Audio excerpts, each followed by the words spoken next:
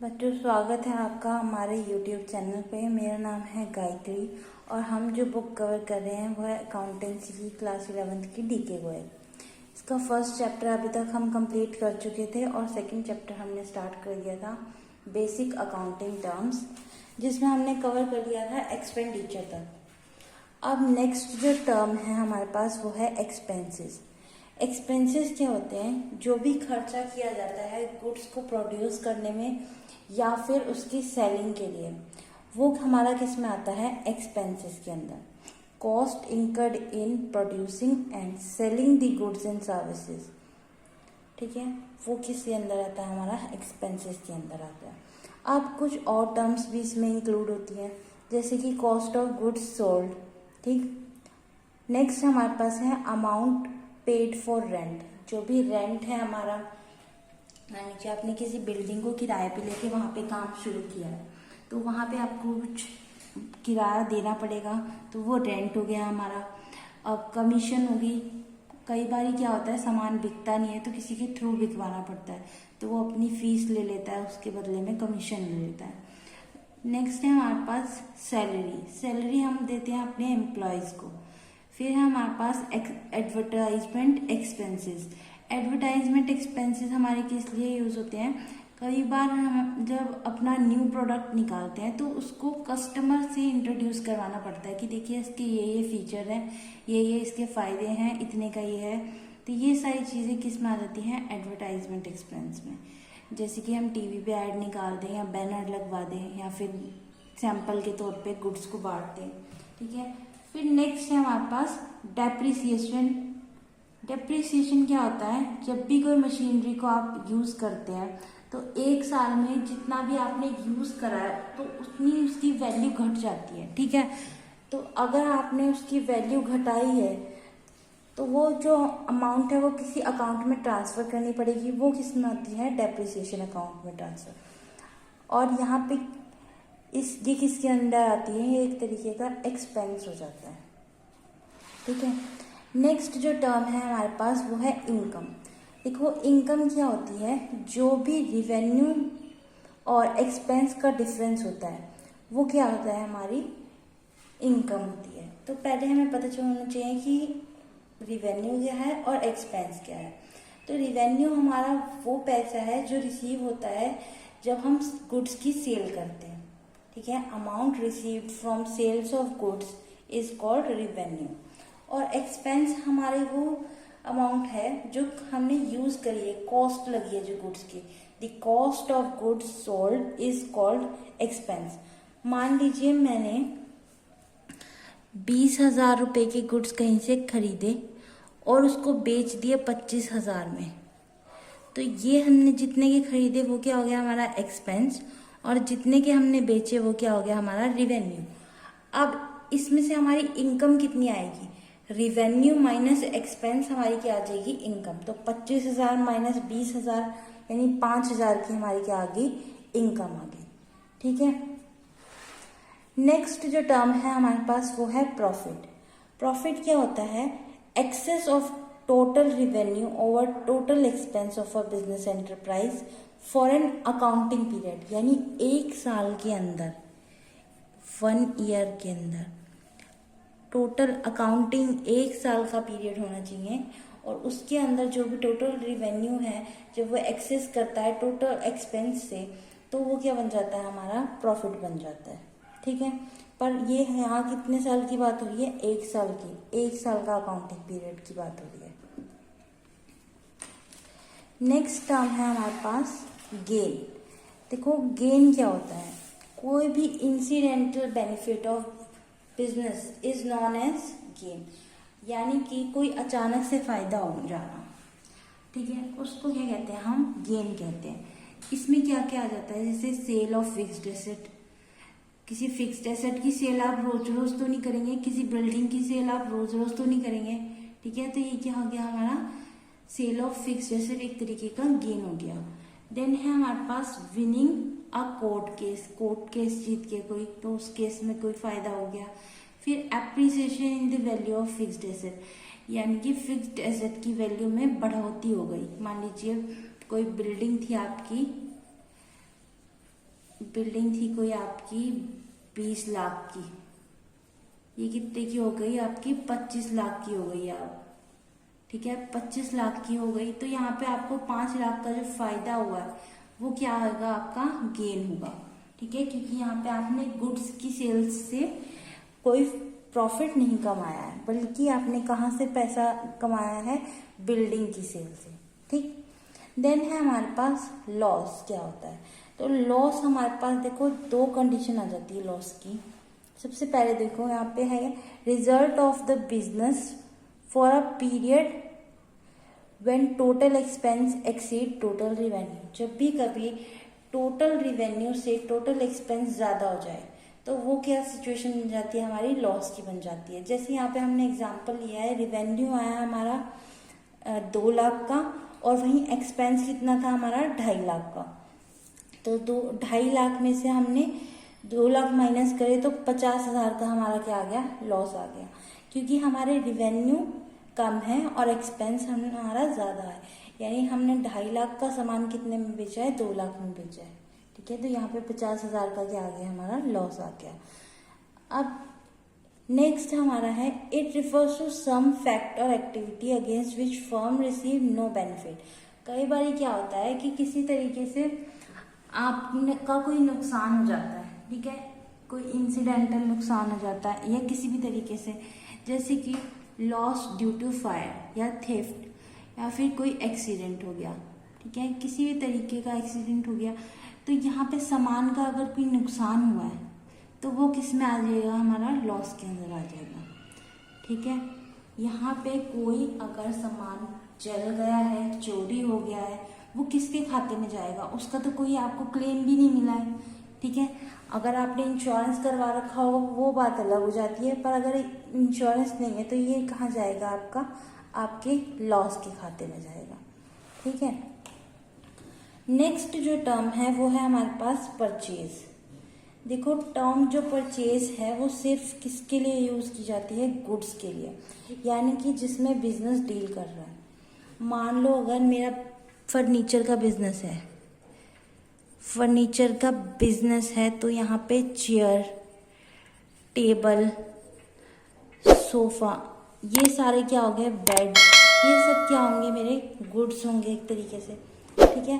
पर अगर मेरा बिजनेस किस चीज़ का है, स्टेशनरी का, स्टेशनरी का, और वहाँ पे मैं चेयर और टेबल खरीद रही हूँ, तो चेयर और टेबल मेरे क्या होंगे, फिक्स्ड एसेट होंगे। पर लेकिन मेरा यहाँ पे स्टेशनरी में गुड्स क्या होंगे, पेन, पेंसिल, पेपर, ये सब क्या होंगे, मेरे गुड्स होंगे। समझ में आ रही बात। जो हमारे बिजनेस से रिलेटेड चीज़ें हैं वो तो हमारी गुड्स कहलाएंगी, उसके अलावा जो हम सामान खरीदेंगे वो हमारा अदर थिंग्स में चला जाता है। अगर मैं फर्नीचर की बात करूं, अगर मैं फर्नीचर में डील कर रही हूँ तब तो ये सब मेरा क्या हो गया, गुड्स हो गए। Chair, table, sofa, bed, dressing table, ये सारी चीज़ें ही तो मैं बेच के पैसे कमाऊंगी। पर अगर स्टेशनरी का बिजनेस है या फिर लाइट्स वगैरह का बिजनेस है या फिर कपड़ों का बिजनेस है, तब मैं अगर सोफा, चेयर ये सब खरीदती हूँ तो वो मेरा फिक्स्ड एसेट में आएगा, ठीक है। अब नेक्स्ट टर्म जो है यहाँ पे है परचेज रिटर्न। परचेज रिटर्न क्या होता है, देखो कई बार क्या होता है कि हम सामान क्या करते हैं, खरीदते हैं, हमें पसंद नहीं आता या कोई डिफेक्ट निकल जाता है, उस केस में हम सामान वापस कर देते हैं। तो जब हम सामान वापस करते हैं तो वो क्या हो जाता है, purchase return. When purchased goods are returned to the supplier these are known as purchase return, या फिर इसको क्या कहा जाता है, रिटर्न आउटवर्ड, क्योंकि बाहर की तरफ वापस किए गए हैं, ठीक है। नेक्स्ट जो टर्म है हमारे पास वो है सेल्स। सेल्स क्या होती है हमारी, कि मान लो मेरे जो गुड्स हैं वो मैंने किसी को बेच दिए, मैंने अपने गुड्स किसी को बेच दिए, ठीक है। ओनरशिप जो होती है ना,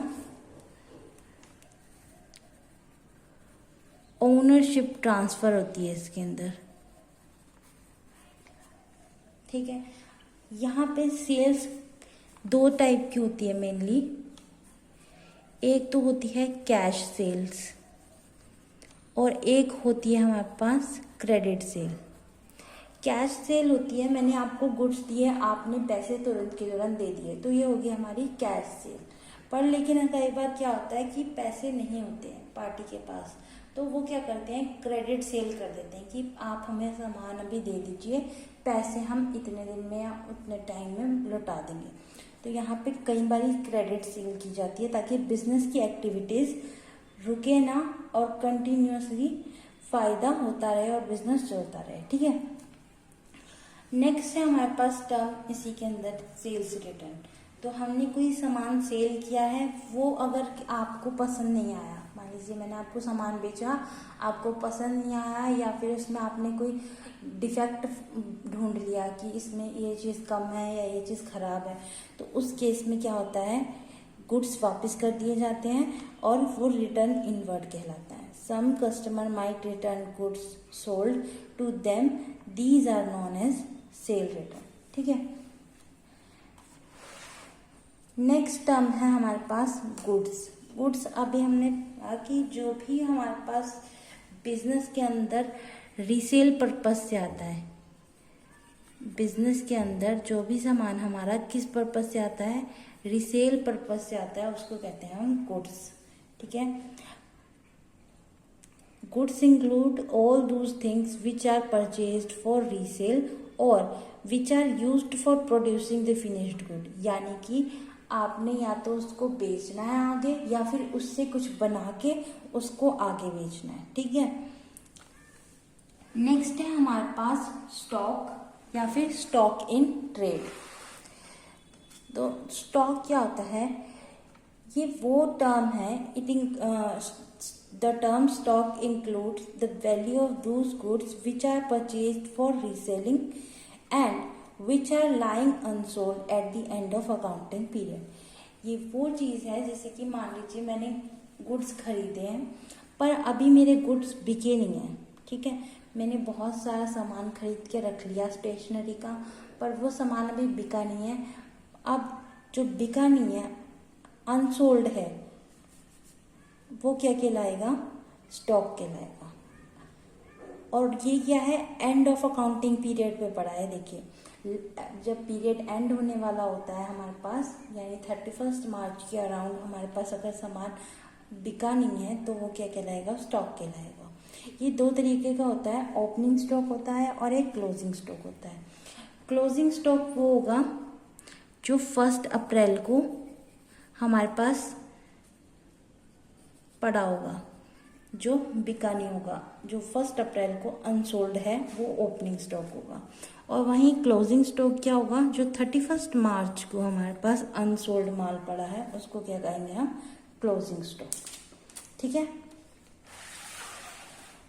नेक्स्ट जो हमारे पास टर्म है वो है इन्वेंट्री। इन्वेंट्री क्या होती है, देखो मैन्युफैक्चरर के केस में ना जो इन्वेंट्री होती है वो 4 तरीके की आती है मेनली। अब वो 4 तरीके की इन्वेंट्री कौन सी है, एक बार आप देख लीजिए। Inventory of raw material, inventory of work in progress, inventory of finished good और inventory of stock in trade. ये 4 तरीके की इन्वेंट्री आपकी आती है अगर आप मैन्युफैक्चरिंग का काम करते हैं। मैन्युफैक्चरिंग का काम क्या होता है कि रॉ मटेरियल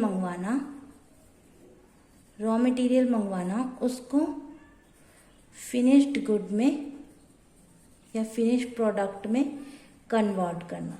ठीक है, कोई कच्चा माल मंगा के आपने उसको एक गुड में कन्वर्ट कर दिया। तो पहला है हमारे पास inventory of raw material, purchased for using them in the product manufactured but still lying unused. यानी कच्चा माल मंगवाया था कि हम इसका कुछ प्रोडक्ट बनाएंगे, पर लेकिन वो क्या हो गया, अनयूज्ड रह गया। और कब पड़ा रह गया, ये एंड पीरियड पे। ठीक है, कुछ कच्चा माल जो था वो पड़ा रह गया, तो वो क्या हो जाएगा, inventory of raw material. For example, the value of cotton in case of cloth. जब भी अगर आप देखेंगे कोई भी तरीके की इंडस्ट्री होगी, जैसे क्लॉथ मिल की इंडस्ट्री यहाँ पे ली है, तो यहाँ पे कॉटन जो है वो कच्चा माल है और हम बनाएंगे क्या, कपड़ा बनाएंगे इससे। पर लेकिन अभी कॉटन क्या हमने यूज़ ही नहीं करा, तो यहाँ पे ये क्या हो गया, रॉ मटेरियल। ठीक है, फिर नेक्स्ट है हमारे पास inventory of work in progress. Work in progress, it is also termed as inventory of partly finished good. मतलब अभी आपने जो कॉटन थी उससे थोड़ा आगे बढ़ गया है, कॉटन का आपने धागा बना लिया मान लीजिए, तो यहाँ पे धागा तो बन गया पर हमने बनाना था कपड़ा, अभी ये आधा ही काम हुआ है, तो ये क्या हो गया, वर्क इन प्रोग्रेस, यानी काम अभी चल रहा है। In case of cloth mills the value of thread and the unfinished cloth will be the inventory of work in progress. यानी कि जो भी थ्रेड्स पड़े हैं या अनफिनिश्ड क्लॉथ्स पड़े हैं वो किस में आएंगे, inventory of work in progress में आएंगे। नेक्स्ट है हमारे पास inventory of finished good. Finished goods कौन से होंगे, जिनका हमने कॉटन से कपड़ा बना लिया है। Goods which have been completely processed and are ready for sale but lying unsold। पर क्या हुआ है, उनको अभी बेचा नहीं गया है, कपड़ा बन गया है पर अभी बेचा नहीं गया है। ठीक है, तो वो क्या हो गया हमारे inventory of finished good. Next है हमारे पास inventory of stock in trade, purchased for reselling purpose. यहाँ पे हमने क्या किया था, इसको परचेज किया था रीसेलिंग पर्पस के लिए, पर लेकिन क्या हुआ कि ये अभी अनसोल्ड रह गए हैं, तो अनसोल्ड रह गए हैं तो ये क्या हो जाएंगे हमारी inventory of stock in trade. तो ये 4 तरीके की इन्वेंट्री आती है हमारी जब हम मैन्युफैक्चरिंग फर्म की बात करते हैं। Inventory of raw material, inventory of work in progress, inventory of finished goods, inventory of stock in trade. तो ये था अभी तक का हमारा टॉपिक। आई होप आपको यहाँ तक समझ आया होगा। नेक्स्ट में हम आप बाकी की बची हुई टर्म्स को कवर करने की कोशिश करेंगे। अभी के लिए इतना ही, थैंक यू।